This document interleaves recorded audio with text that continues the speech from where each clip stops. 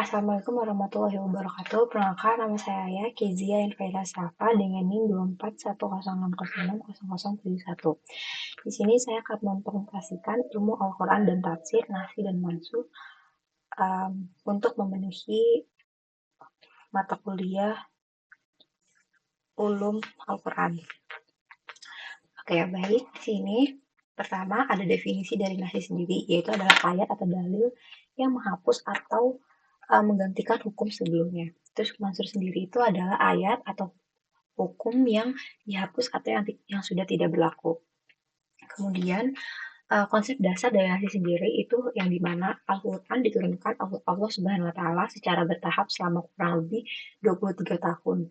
Nah, itu tidak sekaligus dalam 1 tahun, tapi proses penurunannya itu berangsur-angsur. Nah, ini sesuai dengan kondisinya, kebutuhan, serta perkembangan umat pada masa itu. Dalam perjalanan penurunan wahyu tersebut, terdapat beberapa hukum-hukum yang tetap berlaku. Ada yang diperkuat dan ada pula yang mengalami perubahan atau penggantian.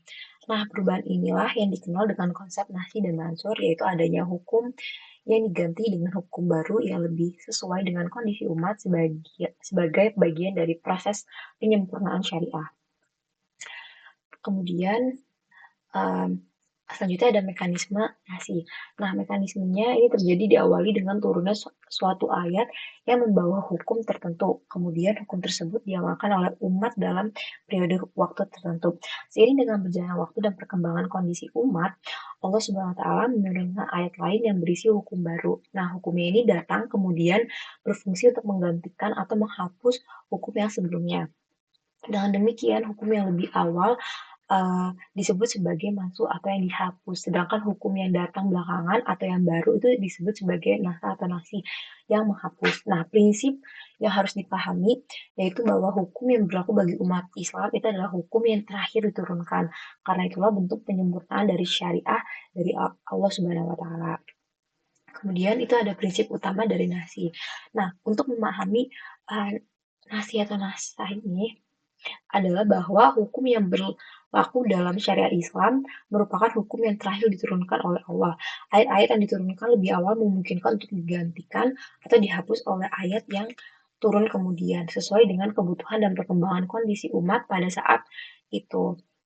Dalam penentuan suatu hukum, para ulama juga sangat memperhatikan urutan turunnya ayat atau kronologi wahyu. Nah, proses dari nahsi ini tidak selalu terjadi antara periode Mekah dan Madinah, tetapi juga dapat terjadi dalam periode yang sama selama terdapat dalil yang menunjukkan adanya penggantian hukum. Dengan begitu, hukum yang paling akhir diturunkan menjadi rujukan utama dalam pelaksanaan syariah Islam.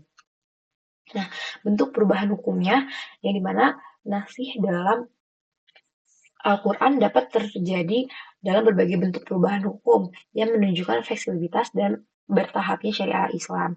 Perubahan tersebut dapat berupa peralihan dari hukum yang semula wajib menjadi tidak wajib atau sebaliknya yang tidak wajib menjadi wajib. Nah, selain itu juga nasih juga dapat terjadi dalam bentuk perubahan dari yang sebelumnya halal menjadi haram maupun kebalikannya. Nah, dalam beberapa kasus, perubahan hukum juga menunjukkan adanya keringanan, yaitu hukum yang awalnya berat kemudian diringankan agar lebih sesuai dengan kemampuan umatnya. Juga ada beragam bentuk perubahan ini mencerminkan bahwa syariah Islam diturunkan secara bertahap dengan mempertimbangkan kondisi dan kesiapan manusia dalam menjalankannya. Selanjutnya ada nasi dalam Al-Quran yang dimana kata nasi dan berbagai bentuk turunannya disebutkan dalam beberapa ayat Al-Quran. Namun tidak semua penggunaan kata tersebut memiliki makna sebagai penghapus hukum sebagaimana yang dimaksud dalam kajian nahsi dan mansuh, maaf ya. Dalam beberapa ayat kata nasi atau nasah dapat bermakna menulis, mencatat dan juga memindahkan sehingga tidak selalu berkaitan langsung dengan perubahan hukum syariah. Nah, oleh karena itu, dalam memahami konsep nasi atau nasah ini dalam Al-Quran, diperlukan ketelitian dalam melihat konteks ayat secara keseluruhan, baik dari segi bahasanya maupun dari maksud yang terkandung di dalam tersebut. Nah, hal ini juga penting agar tidak terjadi kesalahan dan juga kesalahan dalam penafsiran ayat dan dalam menetapkan hukum yang berlaku. Selanjutnya ada makna nasih. Secara bahasa, kata nasih ini memiliki beberapa makna. Di antaranya pembatalan, al-ibhal, terus juga ada penghilangan, al-izalah, dan juga perpindahan anak. Dalam konteks ilmu Al-Quran, makna yang paling relevan adalah penghapusan atau pembatalan suatu hukum. Kalau misalnya secara istilah, nasih ini didefinisikan sebagai penghapus hukum syariah dengan dalil lain yang datang kemudian. Hal ini menunjukkan bahwa suatu hukum yang telah ditetapkan sebelumnya dapat digantikan oleh hukum baru yang lebih sesuai sebagai bagian dari proses penetapan syariat Islam yang bertahap dan penuh hikmah. Selanjutnya ada konsep raful hukmi. Nah, dalam pembahasan nasih dan atau nasa ini dikenal istilah raful hukmi yang secara harfiah berarti mengangkat hukum. Maksudnya dari istilah ini bukanlah menghilangkan ayat dari Al-Quran, melainkan menghapus keberlakuan hukum yang terkandung dalam Al-Quran tersebut. Dengan demikian, ayat yang termasuk maksud tetap ada dalam Al-Quran tetap dibaca, namun hukumnya tidak lagi diamalkan. Nah, pemahaman ini penting agar tidak terjadi kesalahpahaman bahwa nasah atau nasi ini berarti menghilangkan ayat, padahal yang dihapus hanyalah hukum yang terkandung di dalamnya. Selanjutnya adalah ruang lingkup dari nasi. Nah, kalau misalnya ruang lingkup pada hukum syariah, yaitu aturan-aturan praktis dalam kehidupan manusia, masih uh, tidak berlaku pada akidah, kisah umat terdahulu maupun prinsip dasar ibadah karena hal-hal tersebut bersifat tetap dan juga tidak berubah. Hikmah dari nasi itu adalah menunjukkan bahwa syariah Islam diturunkan secara bertahap untuk memudahkan umat dalam menjalankannya. Selain itu juga nasi menyesuaikan hukum dengan kondisi dan juga kemampuan manusia sehingga tidak memberatkan dan juga mencerminkan kebijakan Allah Subhanahu wa taala. Selanjutnya ada hubungan nasi dengan asbabun nuzul. Nah, nasi atau nasa ini memiliki keterkaitan dengan asbabun nuzul, yaitu sebab turunnya ayat.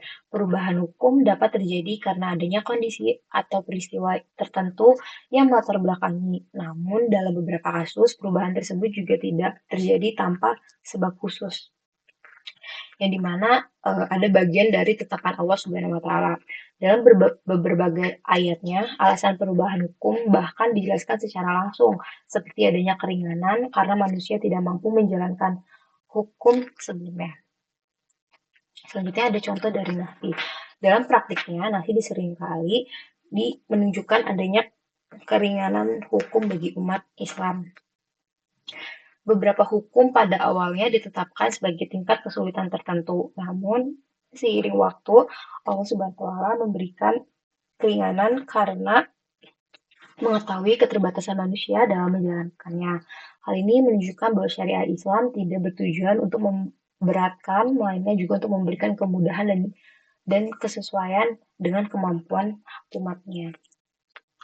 Selanjutnya adalah ada beberapa pendapat ulama tentang nasi sendiri. Nah, pendapat yang menolak adanya nasi ini itu sebagian ulama yang menolak itu mereka tuh berpendapat bahwa hukum yang telah ditetapkan oleh Allah bersifat tetap dan tidak mengalami perubahan. Pandangan ini dipegang oleh kaum Yahudi yang meyakini bahwa hukum Tuhan tidak dapat dihapus atau digantikan. Kemudian ada juga yang berpendapat dia menerima nasi secara luas. Nah, um, di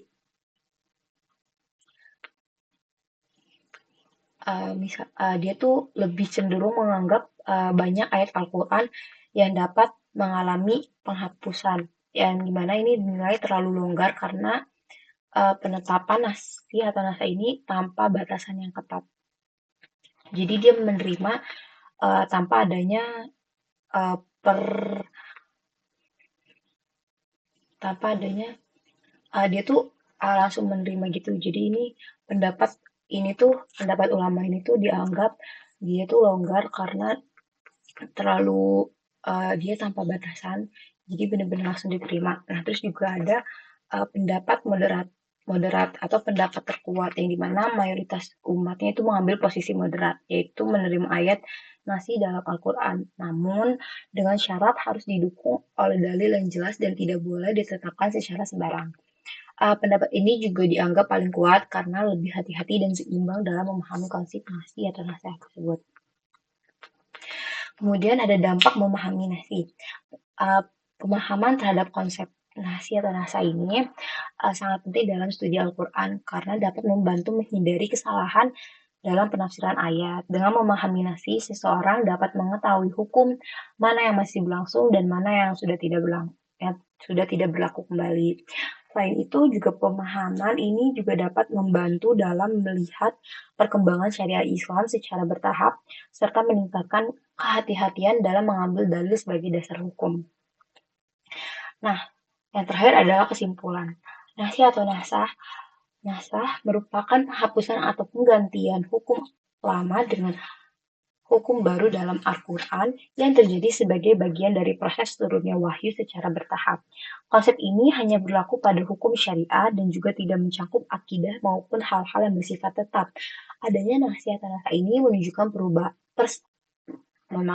adanya nasi atau nasah ini menunjukkan adanya kesempurnaan dan juga kebijakan Allah Subhanahu wa Ta'ala dalam menetapkan syariah, serta memberikan kemudahan bagi umat manusia dalam menjalankan ajaran Islam.